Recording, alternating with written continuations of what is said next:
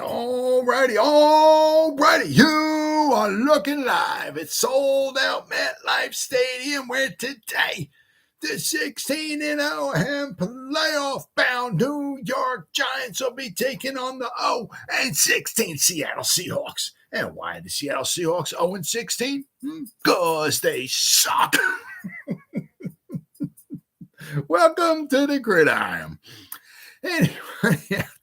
Anybody out there at all that's going to spend a little bit of time with me here this evening, I greatly appreciate it. Thank you. Or if anybody's going to spend any time watching a replay this once again, thank you so much from the bottom of my heart. It means so much to me. Thank you. I greatly appreciate it. Thank you. I'm going to try to go about 30 minutes here tonight, shoot my mouth off for about 30 minutes. Anybody got anything to say, please feel free, fire away, throw it in the chat box. I usually try to check on the chat box like every 5 or 10 minutes or so. So as soon as I see something in there, I try to respond to it as fast as I can. So please feel free and fire away. Plus also, instead of me just rambling on for half an hour or so, just talking all by myself, it's nice to talk to another Giant fan. So please feel free to fire away. Before I get started, if anybody wants to help support my channel out, it would mean the absolute world to me. In the description box below, the top link in the description box takes you to my membership page. I got 3 different membership levels. The first one's called the Saquon. Second one's called the Lawrence Taylor. And the third membership level I got is called the Gridiron. Each one's got their own little perks to them. So if you want to help support my channel out, it would mean so much to me. And I thank you in advance. Thank you. If you are subscribed to my channel, thank you. I can use all the support I can get, guys.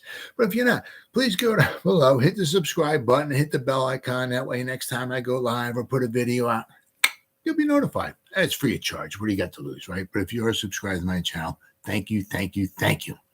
And then finally, also in the description box below, there's 3 links in the description box. The top one takes you to my Facebook group. It's called the New York Giants, the Gridiron. It's a group. And what do we got in there? We have over 6,700 members in the group. It's doing really, really well. I put stuff in there every day, darn near 365. There's also the other links I got down there is my Twitter account. To me, it's Twitter. To me, it'll always be Twitter. Whatever Elon Musk, whatever a letter of the alphabet he wants to call it this week, XQPRY, whatever. It's Twitter. You want to go to Twitter and follow me?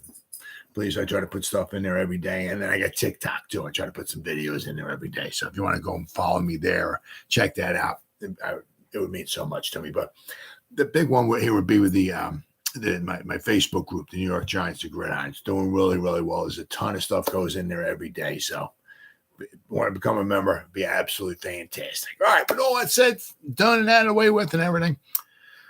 Well, all right. Well, unfortunately, the bad news with the Giants and the injury update, everybody was, at least at some, to some capacity, shall we say, that apparently everybody was, at practices and all, participating. But unfortunately, the bad news came out, and we have, Andrew Thomas is out. And Saquon Barkley is doubtful. Now, with Saquon, I mean, it's one of those things. It's like, and who the heck was it? Was it Paul Dottino? The man always drops some good knowledge there. He's an old fart like me, and he knows a lot more about the Giants than I do. I think it was him. It's either him or somebody else said somewhere along the line, do you want like a Saquon in there at whatever? What would you say? Got the ankle injury.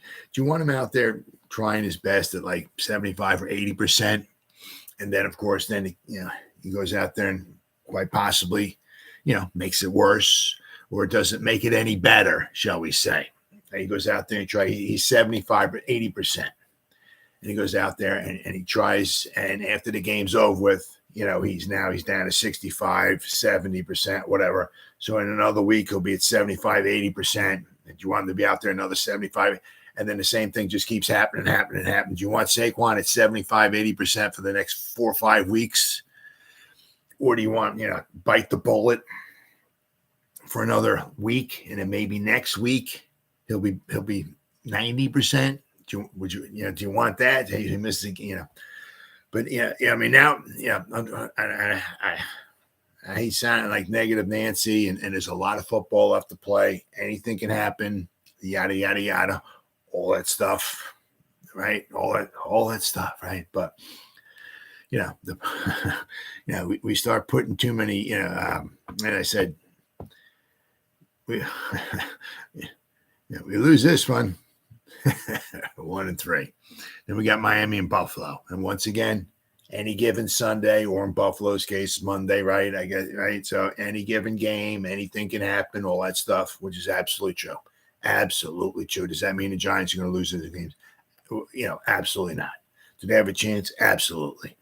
But, now we're 1-3, and then the game start. I mean, is it, you look at it, it's a must win, not a must win. If you're not worried about the playoffs, none of these games are must wins, right? If you're worried about the playoffs, it's a shame. It's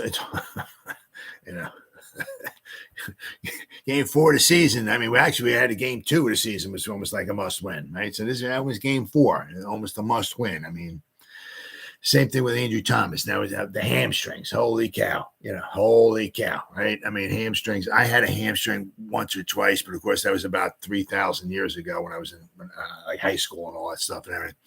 Georgia guys, we have a chance, but at 1-3 this season, man, I tell you, boy, 1-3. And I said, because you start thinking, right? The Giants were, what were they, 9-7-1 last year, right? So if they were 9-8, I don't think they would have made it. I think they would have been tied with the Lions, and the Lions might have knocked the Giants out. So I mean, you think you want to start thinking about what, 10-7 maybe to make the playoffs. So if they're 1-3, that means they got to go 9-4 over their final 13 games. Right? I mean, Rams are playing good. Once again, it doesn't any given Sunday, right? But we got to play the Eagles 2 times. We haven't. Jesus Christ walked the earth last time we beat the Eagles. I think it was before Jesus Christ walked the earth. It was the last time we beat the Cowboys, right? So there's 3 games right there. I mean, I'm not super thrilled with the Howell, just to be honest with you. I'm not the football guru, and I don't break plays down and this, that, and all that stuff and everything. But just what I've watched from Howell over the first few games and all that, I'm not really thrilled to death with him. But once again, it's the Commanders, Giants. Anything can happen, right? We got to play them twice. I said the Rams. We got Miami. We got Buffalo.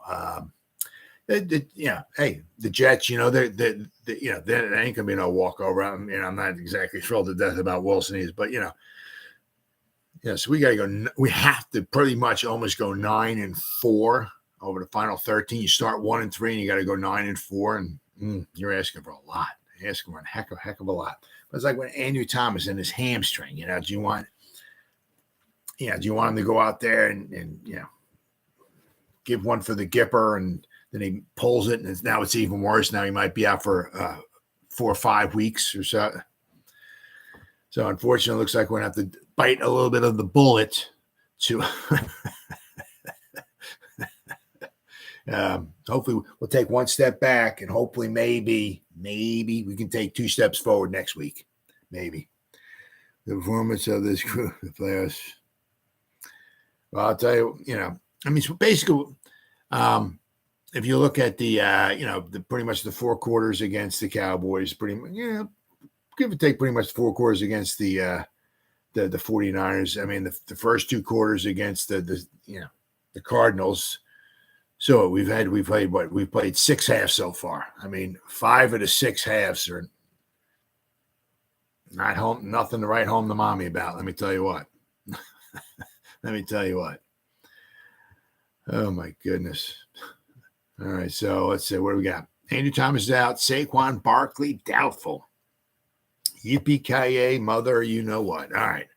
Thomas has been dealing with his hamstring injury since the first week of the season. First week, my God, man. First week, it was the first drive of the first week, right? Right, because that's when he right, of course, the blocked field goal, right? Graham Gano he got cleated, he got stepped on or something like that. First drive, we're marching down the field. We get down to the 5-yard line, and before you know it, penalty, bad snap, and we're out there by our own 25 or whatever it is, and should have been like a 20-yard field goal. And now Gano's trying to kick a 40-something yard field goal for, blocked field goal, runs it back for a touchdown. Andrew Thomas, boom, pulls the hamstring. Oh, man. Oh, yeah, 2 quarters of good. Yep, that's about it. I'll tell you what, man, it's been like, the good football was like off the charts, coming back all time. I mean, 1949 and 45, he came back from 21 points down. I think the one time was against the Cardinals, oddly enough. I think 1945 might have been against the Eagles. So unbelievable. Daniel Jones just looking like Joe Montana out there, just driving us down the field, scoring the last 3 or 4 drives we had. The defense stepped up and stopped the Cardinals. But in the first half of the game, they were just walking up and down the field.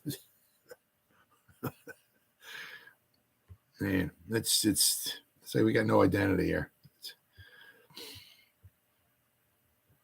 Let's see. Hopes rose. Thomas would be able to play on Monday after he returned to practice field at a limited participant on Thursday. So pretty much like Thursday, everybody was a participant. And somebody called in a Big Blue Kickoff Live, and they got a really good point. I don't remember who the caller was, but he said, obviously, and I don't want to make fun of nobody's injuries or not like that, but knock on wood, we really haven't lost somebody all season long. It's somebody like a starter or anything like that. We got some guys that got a little banged up here and there and everything like that. But, so far, we've got some injury guys here, but so far, nobody's been like long-term, starters, I don't think, have been long-term injured.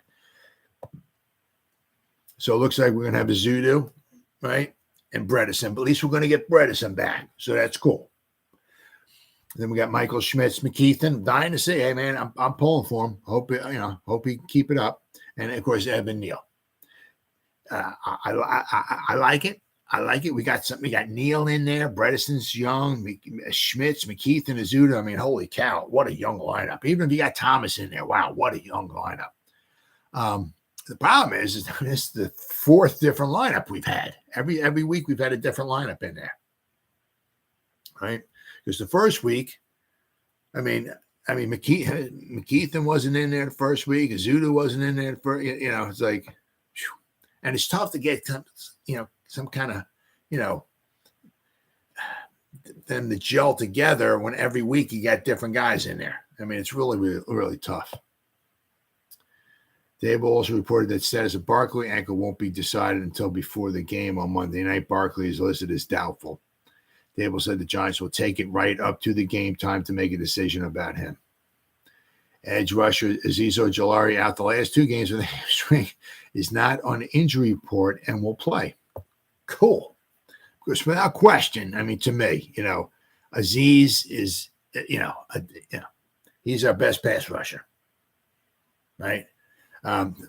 Once again, problem is the guy being on the field, but looks like Azeez is going to play. So now hopefully we can have Azeez and Kayvon, right? And then we got Leo the Lion and Sexy Dexy, right? So hopefully we'll have our Fab 4 going there, right? Because we're going to need, pretty much all hands on deck. We want to get pressure on Geno. We got, Walker and Charbonnet. They got some good running backs. Right, of course. Then they got Font, and of course in Jigba, who has only had like about 9 receptions so far this year, but right.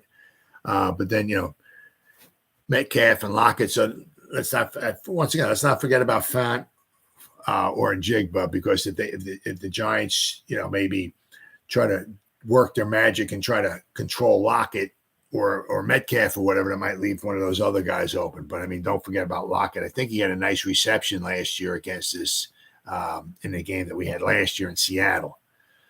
So we got our work cut out for us here. All right, let's see here. All right, so out Andrew Thomas, doubtful, Saquon Barkley. Now, with the it's got a little bit better. It definitely got a little bit better for the Seahawks without question, because the final injury report. Because if you look at the Giants, two players, on a report. Now, of course, we're going to have guys that won't, won't have 53 guys. Some of them will be, only be dressing 46. So we'll have some guys obviously that won't start to be, game time decisions where they, won't be starting. But we only, if I see in this report, there's only 2 guys on the list. So we got Bredesen coming back, right? DJ Davidson, his elbow, he's good to go. Bredesen with a concussion, he's good to go. I said Azeez, Banks, he was injured. He's not on the reports. So this is like, oof, like somebody got on their knees and prayed to little baby Jesus, please help us with the injuries. We only got 2. Problem is, there are 2 best guys on offense, right? 2 best guys on offense. So, but at least the defense should be all hands on deck, and that's fantastic. It did certainly get better for the Seahawks because last time I did this with Seahawks, they had like 4 cornerbacks and three safeties on the injury report. So it got better for them, but they have 2 cornerbacks are out. So this is going to be, let's see, they got Burns and Brown. Artie Burns and Trey Brown are out. The 2 cornerbacks.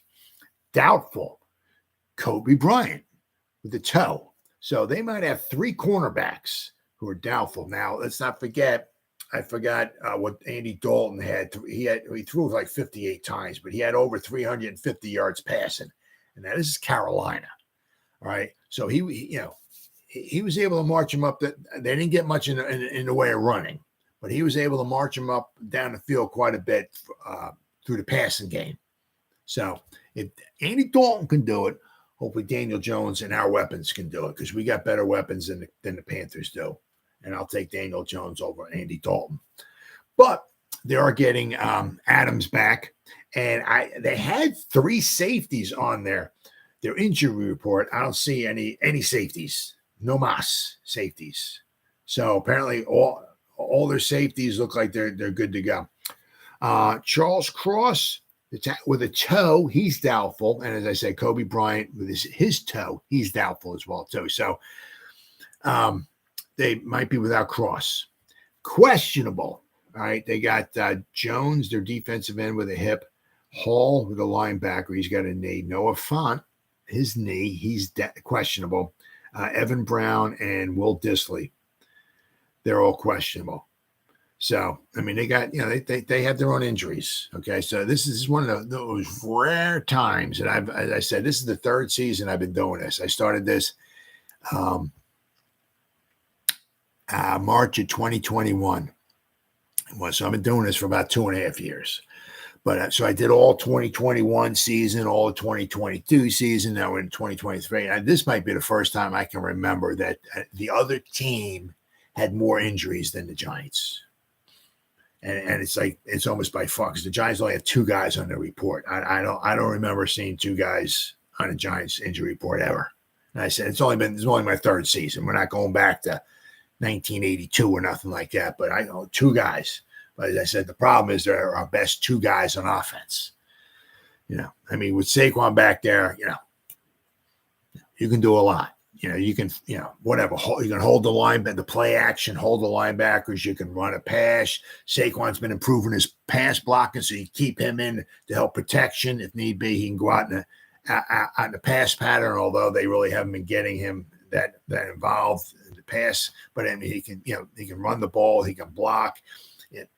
Play action, so Saquon can be so much. And of course, then you got top 5 left tackle in all of football, right? So, but the one nice thing is that if you want to look at it is that, there are going to be some more snaps for Azudu. Going to get Bredesen back in there. Let's hope and pray he can stay healthy, right? We're going to get some more snaps for Schmitz. We're going to get more snaps from McKeithen. Fantastic, because if this, you can always bet your bottom dollar Coincy's gone after this season. You can probably bet your bottom dollar Lemieux's probably gone after this season as well too. So if we're going to get some snaps for Zudu, some more snaps from McKeithen, cool. And obviously you want to get Neal in there. Keep him in there, get as many snaps for him, because by the time the season's over with, you want to make some type of decision. because this is right around his 17th game I think he's ever played. It might be 17th or maybe his 18th game that he's, So it's his second season, but he's only played like maybe one full season. And a lot of the games he played last year, he was injured because he got the knee, I think he got rolled up on, whatever. So he was injured in a few of those games that he wound up playing. So by the end of the season, they'll have hopefully a better idea of maybe what they want to do with him. If they keep him out there, or can they, they want to put him in at a guard. We'll have to wait and see. All right, let's see. Oh, and I saw this. Now this I don't know. So it's from Giants, where they got these draft stuff out here. One thing I love. It's like you can type in. I think probably NFL mock draft 2098, and it'll be somebody will have a mock draft for like 300 years from now. They'll have players the Giants will take. The Giants take a punter in the first round. I mean, it's like simply amazing. These mock drafts that they have. But this one thing is 5 players and games to watch for the Giants in week 5. Now, the one thing I got here is I'm looking at this list here. Now, Abs, don't get me wrong. I'm sure these are phenomenal players, or they would not be on this list here. Oh, wait. 1, 2, 3, 4. Okay. All right. It says 5 players and games to watch for. I don't know. I'm only seeing 4 guys here, unless I'm missing somebody. But now I'm sure these are phenomenal players. And I'm sure they all have, they're, what would you say? They certainly have their possibilities of being drafted in the first round, or the Giants, maybe somebody the Giants should be looking for. I'm really, it's tough for these guys that I'm going to go over. I would like to see us beef up the offensive or defensive line or something. Get somebody on the defensive line. Just it starts in the trenches. Let's because we need pressure on defense. We need somebody, difference maker. I would love to see somebody on the offense or defense. But here they got I guess I hope to goodness this is his guy's first name, and not his first name. I hope to goodness this is his nickname. They have Kool-Aid McKinstry, a cornerback from Alabama. Frankly, how could we not talk about a cornerback who has been a starter for Nick Saban since his true freshman year? So that's pretty darn impressive. Okay. Quincy McKinstry, nicknamed Kool-Aid, okay, by his grandmother for his big, infectious smile as a baby. That's cool. Is listed as 6 foot, 195 pounds, and has prototypical athleticism for the position. He has the length and hip fluidity to routinely pay press coverage. McKinstry doesn't have many turnovers, just 2 in 32 career games to date. The Giants have struggled to generate turnovers under Martinez, so the lack of ball production might be a mark against Kool-Aid. However, part of that could also be the sheer amount of press man coverage he plays, as he does have an impressive 18 passes defense over his last 17 games. So that's pretty impressive. I mean, the Giants, you got to start looking. If Adoree Jackson is set to be a free agent after 2023, which can make you got to start looking at it as like we got some money. Not a ton, but we got some money for next year. But Leo Lyons going to be gone, right? We don't have Xavier McKinney, right? Adoree Jackson, Saquon Barkley, some of these guys, we don't have for next year. So we got some money, but are we going to let Adoree Jackson go and maybe draft somebody in the first round to maybe take his place, right? Then I'll tell you, they got another one. It's not spelled the same as the guy from Seattle, but we have another Kobe Bryant, the cornerback from Kansas, who played against Texas today. We're going to stay in the defensive secondary for a bit, and as it so happens, we have 2 guys to watch on the same team playing. Oh, 2 guys, that's where it is. Okay, 2 guys on the same team. My bad. Kobe Bryant, The 6', 175-pound junior is the focus here. Bryant obviously doesn't have the size of a Kool-Aid, but he does have a knack for turning the ball over. He has 7 interceptions in his career. Very impressive, including 2 already on the season. In fact, his very first, which came against Texas in 2021, was returned for a touchdown. He also has 18 pass defense in his career. Bryant is a competitive player and a hard hitter despite his slight frame. He's got slight frame, 175 pounds. Yeah. Then we have, let's see here. This is actually both Kansas corners will have their work cut out for him against Texas. The Longhorns have built an impressive roster. Kobe Bryant's teammate, Quentin Lassiter, is worth watching as well. Lassiter is a more compact player than Kobe. He's 5'11", 190 pounds. That said, he's also showing some solid ball skills already early in the season with interceptions in back-to-back games to start the season. So, and then this one here, Bullock from the safety from USC. Now, you got to keep in mind, right? Are we going to need a safety? What are we, is Xavier McKinney going to do something, right, to warrant the Giants to bring him back? Because he's going to, whatever, 10, 12, 13 million, somewhere around it. Just throwing numbers out there. I could be way off, but, the Giants going to want to dish out some money for him because, remember, two of his seasons injuries. And so, he's a contract year for him, right? Somebody's going to sign him without question. Will it be the Giants? Do the Giants got Pinnock, right? Do the Giants want to let McKinney go, draft somebody to take his place, and would wind up being a lot cheaper and possibly being better? We'll have to wait and see. But they got this guy here from, as I said, I don't follow college football. There's so many games and all. It's tough to follow all of them. But they got safety from USC. But for our purposes, I want to concentrate on the Trojan safety Bullock, who has been one of the best safeties in the country for a while now. And at 6'3", very impressive, 190 pounds. Junior could draw the Giants' eye come next April. Now, of course, once again, it doesn't mean the guy's going in the first. Maybe it could be a second rounder, right? So Bullock finished 2022 with 5 interceptions, 1 return for a touchdown, and 6 passes defense, and he's picked up where he left off with 1 interception and 4 passes defense so far this season. So it says Xavier McKinney is a free agent after the 2023 season and has been a bit of a disappointment under Wink Martindale. That could cause the Giants to look to draft McKinney's replacement. Now, we've done very well now with safeties in the second round, right? Landon Collins, Xavier McKinney. So we've done very well, and even later, got picking up guys later. So we've done well with safeties in the second round. Then they got here. Roman Wilson, wide receiver from Michigan. Giants made a concerted effort to add talent and speed to their passing offense throughout the 2023 offseason, but with Paris Campbell and Sterling Shepard on 1-year deals, they might be in need of more at the receiving position in 2024. Michigan's Roman Wilson, 6 foot, 190 pounds, has emerged as one of the most dynamic and productive receivers in college football. He currently has 15 receptions, 268 yards, 17.9 yards per reception, and 6 touchdowns through 4 games.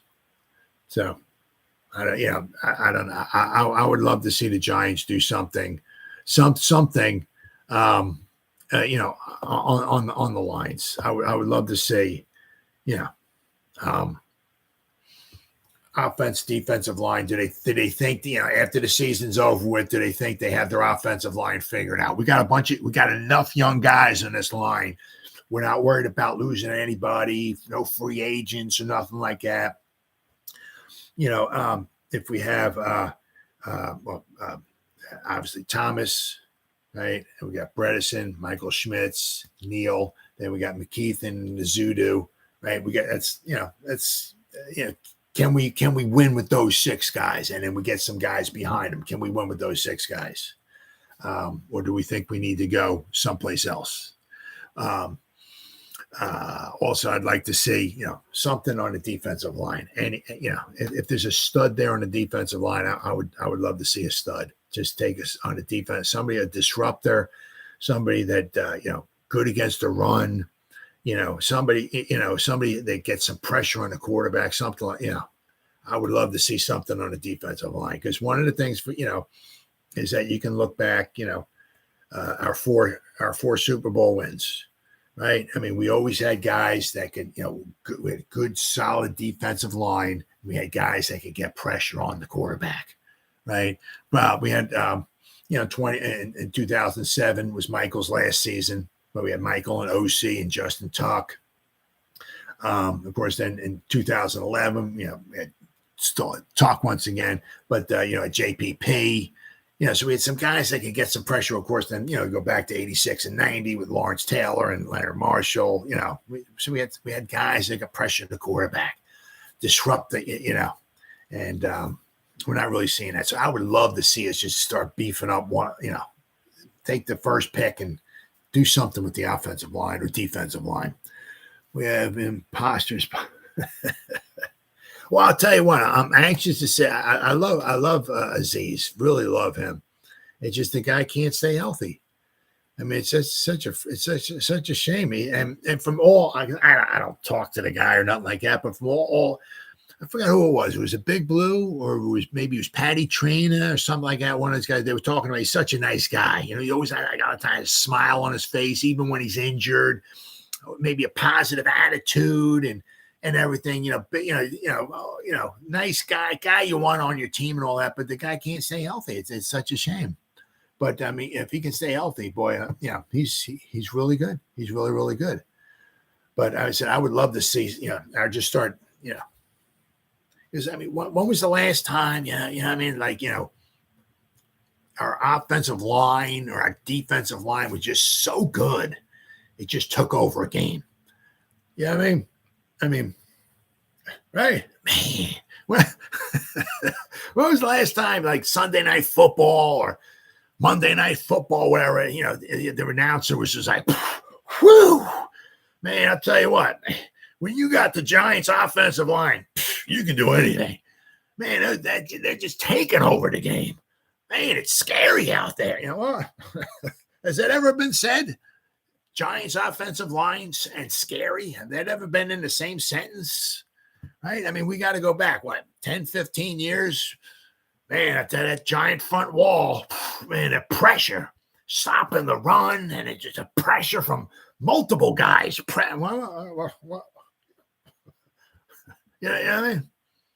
Man, that defensive line is just taking this game over. Man, another 3 and out for the Giants defense. Man, right? I mean, yeah. Oh, man, you get so sick and tired after a while. Whoever the quarterback is for the other team, just call him Joe Blow. And Joe Blow calls the snaps. Joe Blow gets a snap. He's in back. Joe Blow's looking. Joe Blow's looking to the right. Joe Blow's looking deep down. Joe Blow's looking to the left. He's looking. No, he's still looking. He's not. He's going to drop it off over the middle there, and he'll pick up 6 yards. Joe Blow had 13 seconds to throw the football. Yeah, it's just over. Yeah, Joe Blow in the pocket. It's good pocket, good clean pocket. Joe Blow, he's looking. He's stepping up in the pocket. He's still got time. He's looking, And then it's unbelievable. Then Daniel Jones under center. Call him signals, looking over the defense. Hike the ball. Daniel, he's down. He's sacked. 0.28 seconds. Daniel Jones. It's unbelievable. Unbelievable. I mean, can the brother get some pressure? All right. I mean, oh my God. The Jets signed Joe Blow today. Oh yeah. Oh my God. He's looking like Thibodeau. Oh man. Pick number 5, right? Pick number 5. Oh man. All right, and I seen this. This is pretty cool. Jamie Gillan, so he's done pretty well so far this year. He's got, what do we got? after punting 3 times. Okay, this is, what was it? Jamie Gillan had a bit of a Jekyll and Hyde start season to this season after punting 3 times for an average of 53.3 yards and a net of 47.7 in week 1 against the Cowboys. Gillan only averaged 37 yards per punt in week 2. However, Gillan appears to have turned the corner. He rebounded in week 3 with 6 punts and a 52.7 average. Obviously, the averages of week 1 and 3 were a weapon for the Giants because they allowed the team to instantly flip the field, which is huge. I mean, we needed that, especially against the Cowboys and the 49ers. You had to flip the field. Holy cow. Could you imagine giving the 49ers and the Cowboys a short field? Oh, my God. Cowboys would have beat us like 80-0. Oh, man. Let's see here. Let's see. Obviously, the average weeks 1 and 3 were a weapon for the Giants because they were allowed to instantly flip the field. However, the average in week 2 suggests 2 scenarios. Either he punted to pin the offenses deep, or he was off that week and his punting suffered.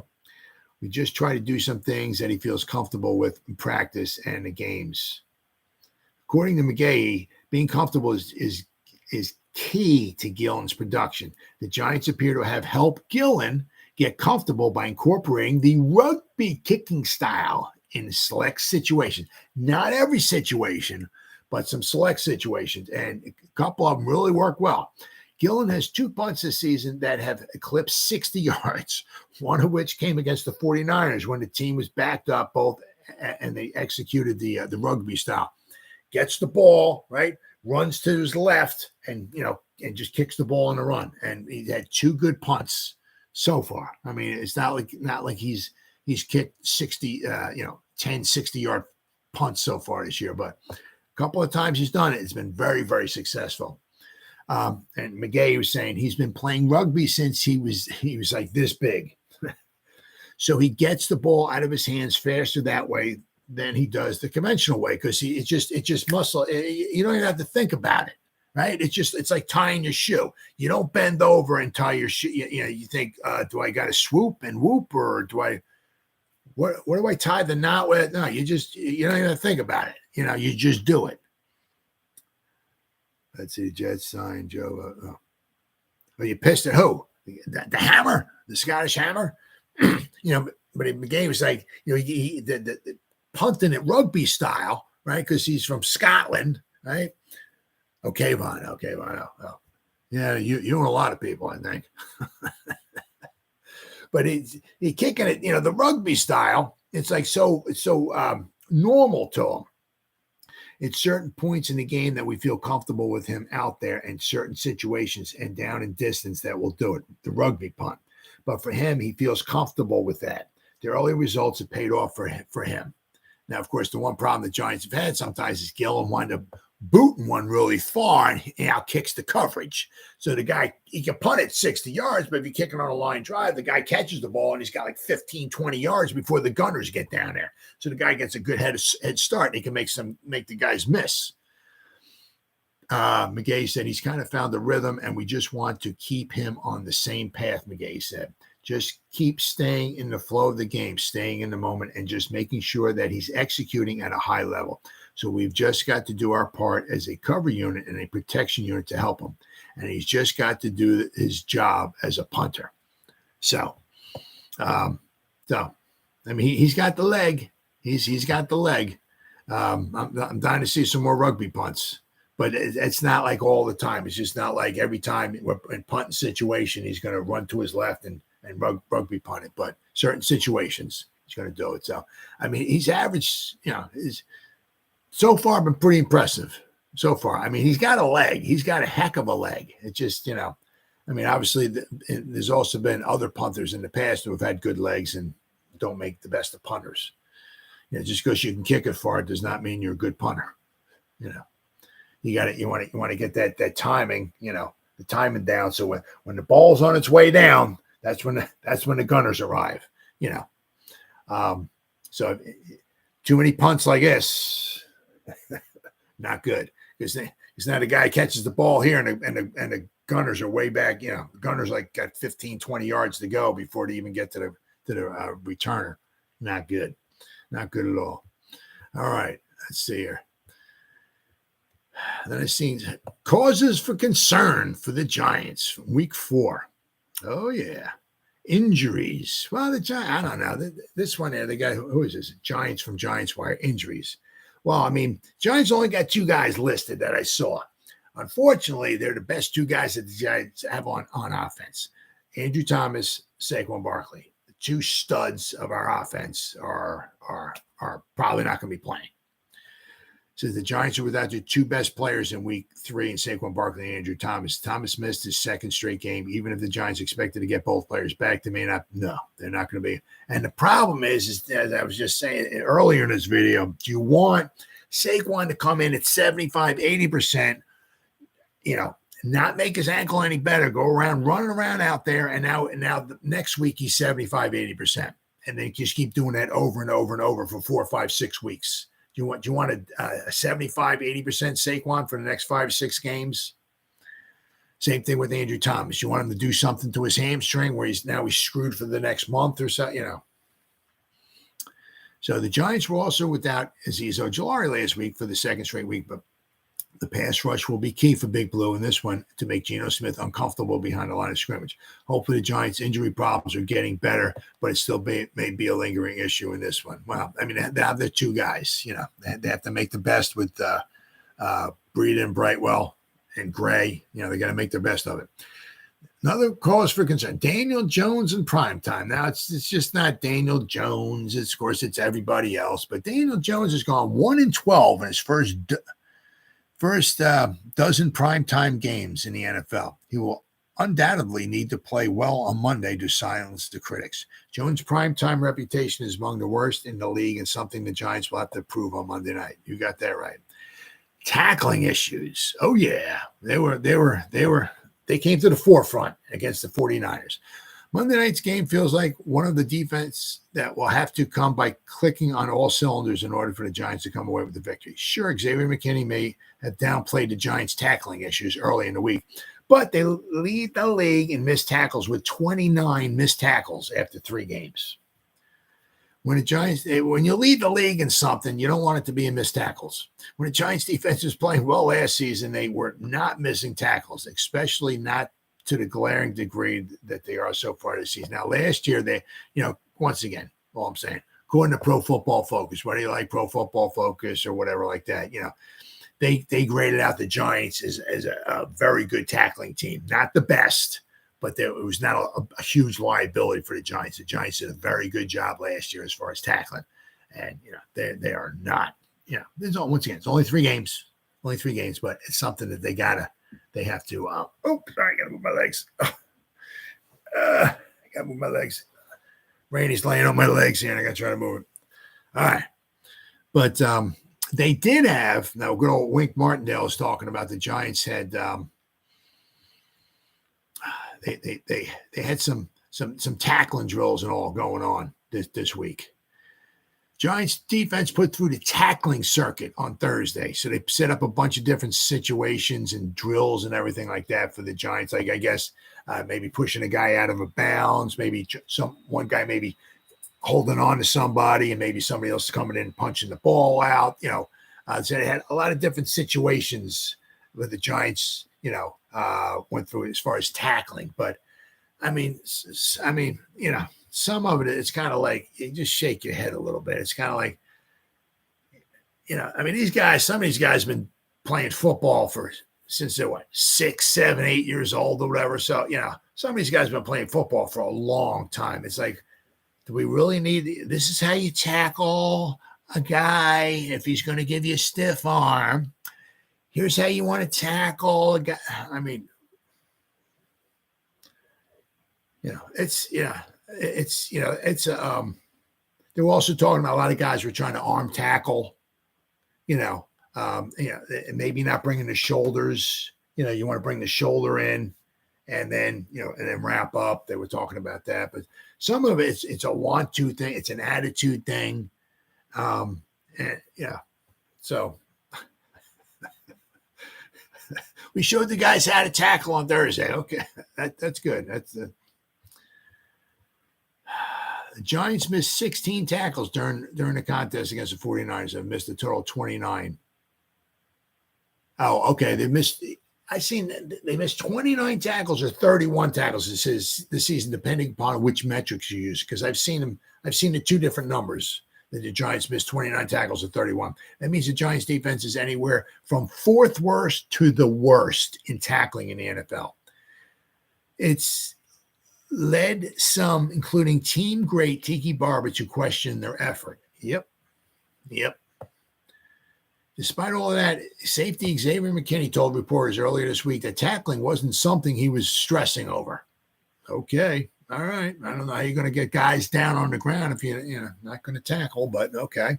And it's not why the team lost 2 of their first 3 games. Says, obviously we're going through just a little bit of a hiccup, but like I said, we'll correct it and we'll keep moving forward. Not going to stress over it though. Okay. Let's see. The tackling circuit is a couple of different stations working on different tackling scenarios and opportunities on the field, Okereke added. The Giants were in full pads on Thursday and will be again on both Friday and Saturday, a week removed from no true practice at all. They are now going full steam ahead with an emphasis on cleaning up areas of weakness. Well, they better. All right. Okay, I got here. All right, so I got some things to watch for the Giants and the Seahawks. Every game is a 1-game season. Yeah, all right, that's a good point. It's been a down and up and down first 3 weeks for the season for the Giants, but as head coach Brian Daboll reminded everyone, it's important to stay consistent in your approach to each and every week, regardless of the previous outcome. Says the Seahawks entering week 4 matchup with a 2-1 record after picking up consecutive wins against the Lions and the Panthers. Seattle's offense scored at least 30 points in both of those wins, but the defense has also allowed 58 points. So they gave up 30 points. Now they're getting some guys back, but I think they lost 30-13 to the Rams. They gave up 31.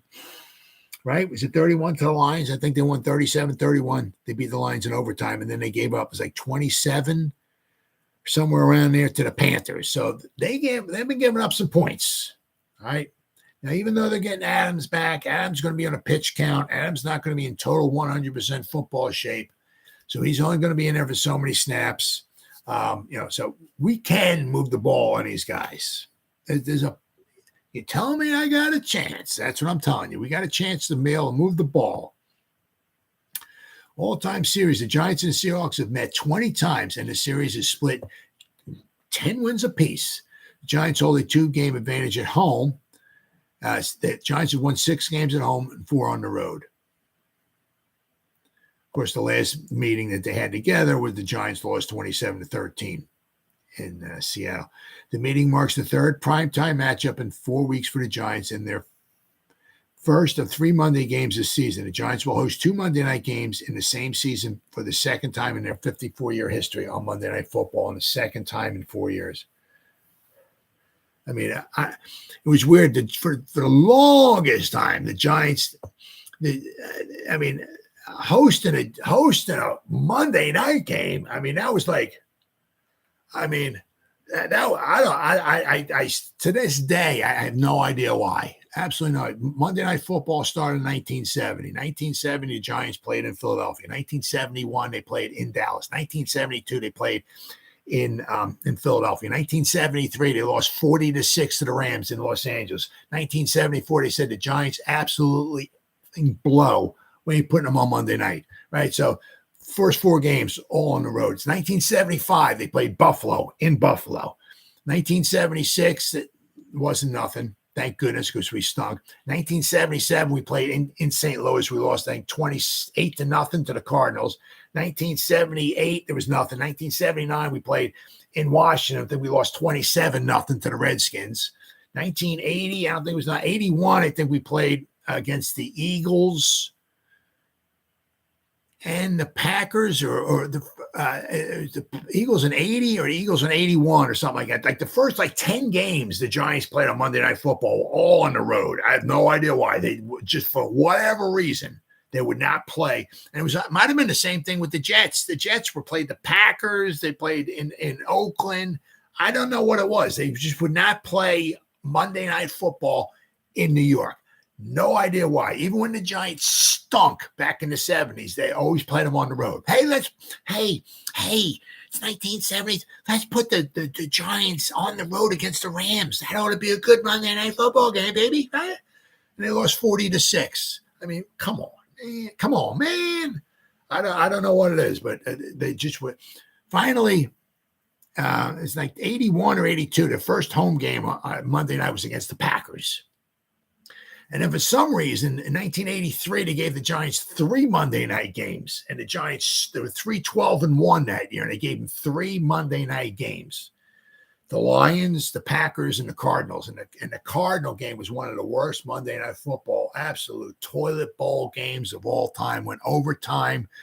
Donahue, the field goal kicker for the Cardinals, missed 2 field goals in the final minute of overtime. And he's just what a toilet bowl that one. Absolutely horrible. But for whatever reason, they just did not want to put the New York football team at home on Monday Night Football. I don't know why back then. But so it's just, nice to see at least the Giants get some home, some home Monday night games. Although, with the way they play, just because they're at home, I mean, like we saw against the Cowboys, does not mean that they're going to, we just don't seem to do well on Monday nights or Sunday nights or Tuesday night or Wednesday night or any night. All right. Protecting DJ. Quarterback Daniel Jones has been pressured only 46.7% of his dropbacks this year. That's all, according to Pro Football Focus, which is the highest rate in the league. Of course, they have played without 2 starting linemen, while Ben Bredesen will return for Monday night game, and Andrew Thomas has been ruled out. When you can affect the quarterback, I think it speeds up things, said Dable. Absolutely. Again, and there's always, when you're game planning, shorter routes, get it out quicker, less of a protection. You want to run deep routes, but you can't, right? Because you got to keep some more guys in for protection, right? So definitely in the area that we've got to improve is making sure that we give our quarterback a clean pocket, and it's not just always the line. Jones has completed 71.2% of his passes for 467 yards, 2 touchdowns, and 2 interceptions when not pressured this season. Those numbers dropped down to 51.6%, no touchdowns, and 2 interceptions when he has been pressured. And it's a difference in passer rating of 57.4% from when he's pressured to he's not, And of course, you're not going to be rocket scientists figure that one out, but it just goes to show you, if you can give the man some time, right, he can do some things. Wink is focuses on tackling. Taking out the Cowboys defense and special teams touchdowns in week 1, the Giants defense has allowed point totals of 27, 28, and 30 through the first 3 games. Part of the reason for this high point total has been the missed tackles. The Giants amassed 16 missed tackles against the 49ers, according to Pro Football Focus. Several led to 49ers picking up first downs, including a first on 3rd and long. It was I think at least 3 3rd and longs that they picked up.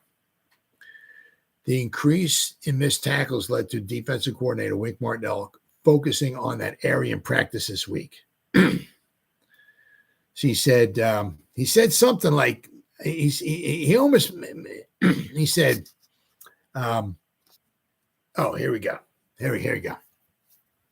Martindale said, when it comes down to this, is they are professional athletes and they've got to have that mindset of taking the right angle, stepping toes on toes and making tackles, the defensive coordinator said, which they have, and they are going to do it again.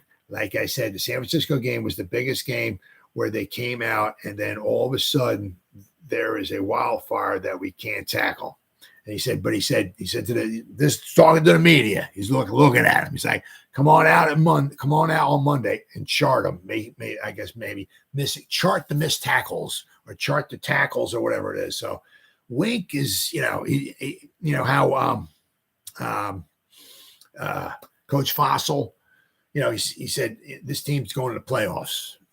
Chips in the middle of the table. You want in, you're in. If you want it, get out of here. This team's a playoff team. We're going to the playoffs, right? Wink Martindale's all whatever chips he's got, he's kind of pushing them all in the middle of the table. This team's a tackling team. You come on out, watch us Monday. We're tackling. So Wink said we're tackling Monday. So all right, we're gonna see. Then they talk about Wandale's return. Now, wasn't too bad.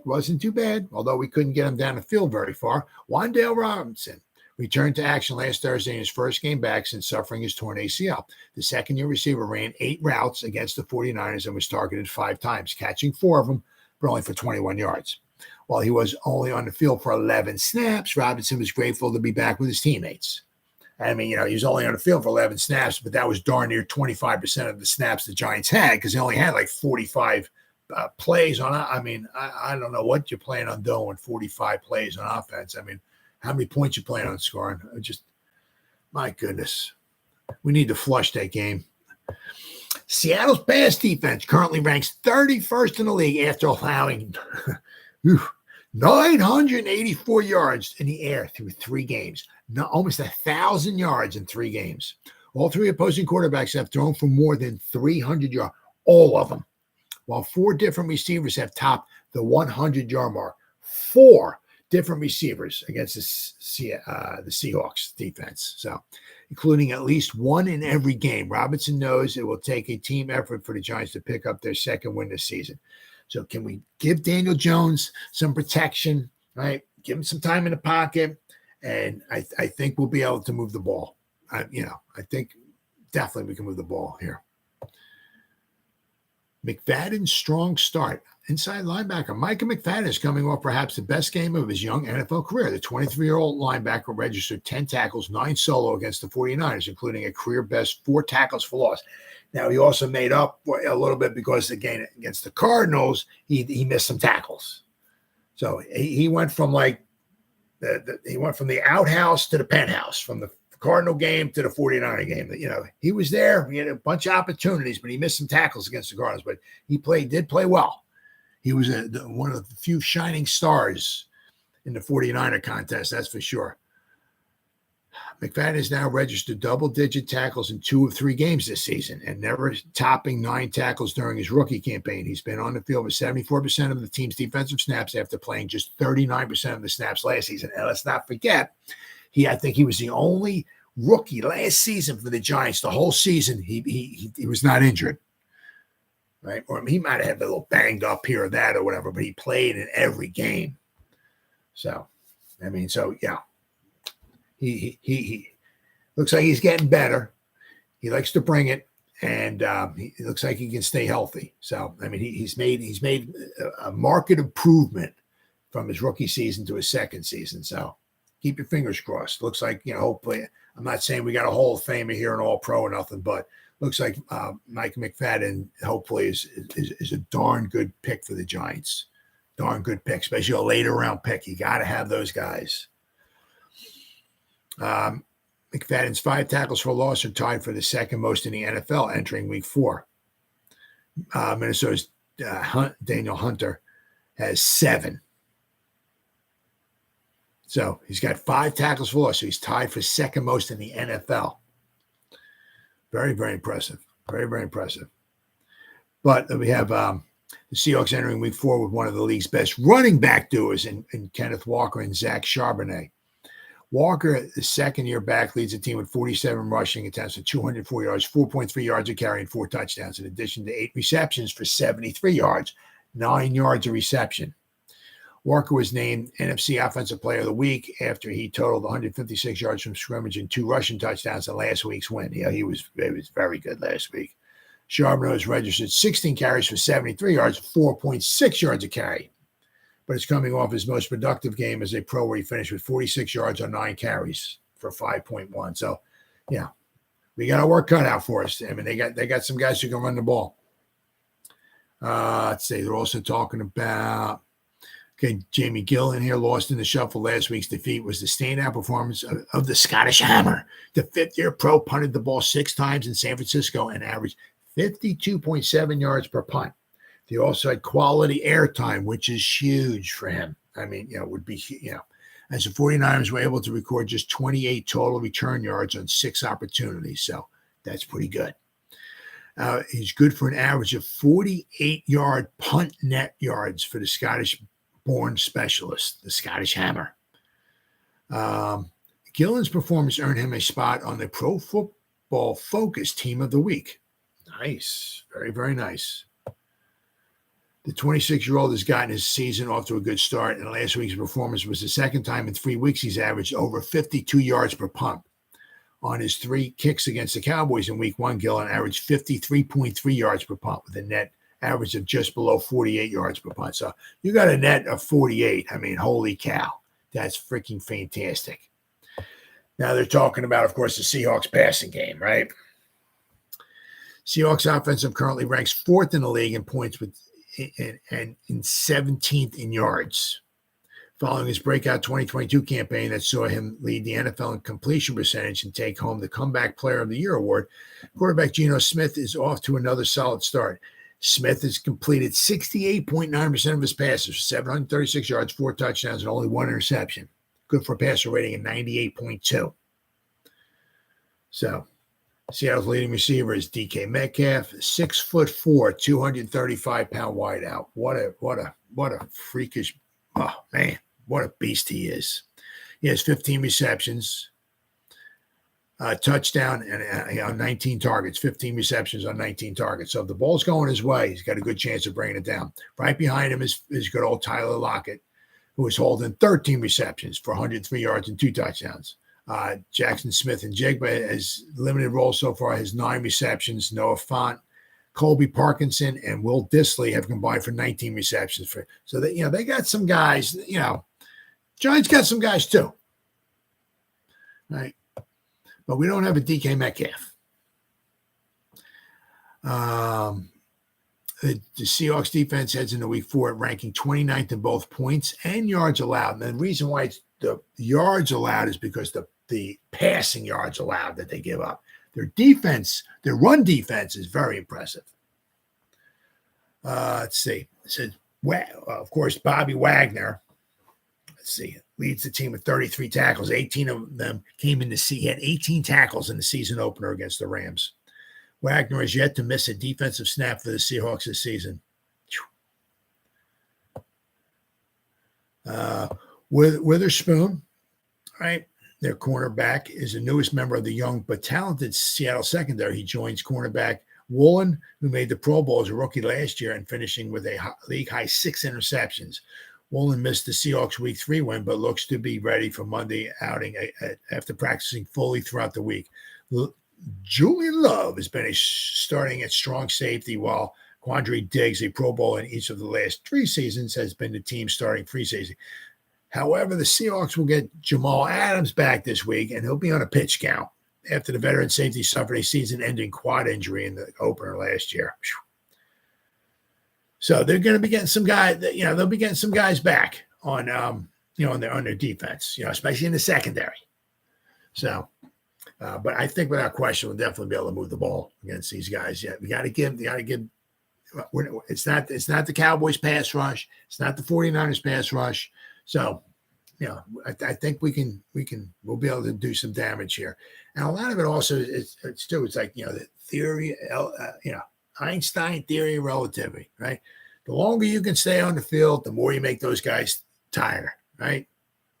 Because especially the cornerbacks and all that, you start tiring them out, right? And you don't rotate. You're not going to take like a guy who's been a Pro Bowl cornerback and take a couple series off. We'll bring the 5th round pick in from last year to replay. No, those guys are staying on the field. So the longer you stay on the field, unlike against the 49ers, when you go out there for 3 plays and you're off the field already, you're not tiring their defense out at all, right? So, you can keep the ball. It's a lot easier said than done, but keep the ball. get some first downs, get some, run the ball, got to keep the ball, tire them out. Right. And I think the Giants, without question, can certainly move the ball this week. Because I don't know if we'll be able to shut them down on their offense. So, well, it's been 1 hour and almost 5 minutes. Almost 5 minutes. Not quite a record. But we're over an hour. I'll be back again tomorrow. I'm sure there'll be stuff to talk about, right? All right, Jersey guys. Good talking to you, brother. So whoever spent any time listening to me live, thank you. If anybody spends any time watching a replay this, once again, thank you so much from the bottom of my heart. It means the world to me. Thank you. As always, you guys stay safe out there and go Giants. Woo!